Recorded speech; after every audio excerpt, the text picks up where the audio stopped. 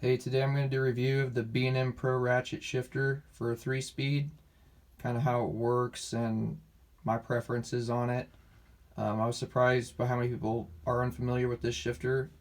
B&M's made it literally forever, and there are many shifters that are similar in design. I think Hurst makes a really similar shifter.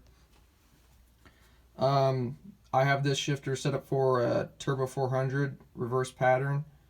You can get many different gate plates that bolt in for forward pattern or whatever you have. I've had this exact same shifter set up on a Ford C4. I know you can get stuff for Dodge, Chevy, Ford, pretty much whatever. How this shifter operates is you just pull it back to go to the next gear, and then it springs forward. You want to go to second, springs forward. You want to go to third, there you go. And then to go upshift is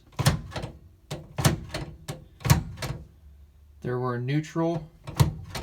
Now, on a good race shifter, you don't want to accidentally, especially if you have a manual valve body transmission, you don't want to go to, if you're in neutral, you don't want to, or in first gear, you don't want to actually be able to engage reverse, because that will blow your transmission up, so it won't let you go into reverse, which is nice.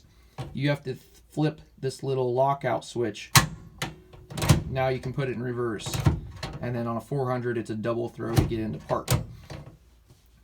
How I have this shifter set up too is I have it kind of, if you can look here, I have it kind of turned towards the driver.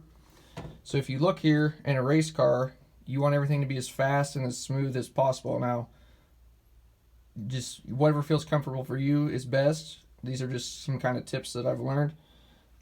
If you see my arm here, if I have the shifter kind of how it's pointed like this, I only have to use my elbow joint to pull the shifter. It's just bam, bam, bam.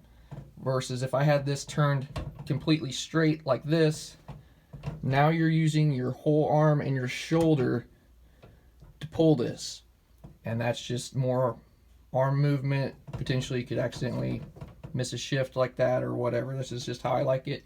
You don't even gotta move your arm, just boom, boom, boom. I have a little button shifter on here for the trans brake. I like it on the shifter. You just put it in first gear, get on the two-step, just boom, let off, and you're going.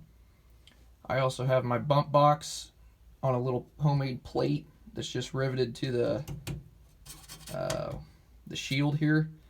That way, if you got to adjust it on the fly, you don't got to do a bunch of fumbling around up here. If you're on the line and you're not bumping hard enough, you need to bump it just a little bit more, and you need to adjust it on the fly. There you go. That easy. I prefer these ratchet shifters. Some guys hate them, but I've never had any problems with not going into gear or linkage adjustment problems or anything like that. It's always been really smooth on every transmission I've ever done, especially if you just follow the instructions and set up the cable per instructions. I prefer these over like the, I can't remember what they're called, either the Pro Stick or Quarter Stick, where you pull for one gear and then you have to reach and grab a lever to go to the next gear. And when you're going over 100 mile an hour on a pass, I don't want to be fumbling around with trying to grab some stupid lever to get it into the, so it doesn't lock you out of the next gear. I'd rather just bam, bam, bam, done. So that's just my kind of thoughts on this shifter. It's an entry-level shifter. It's a few $100s.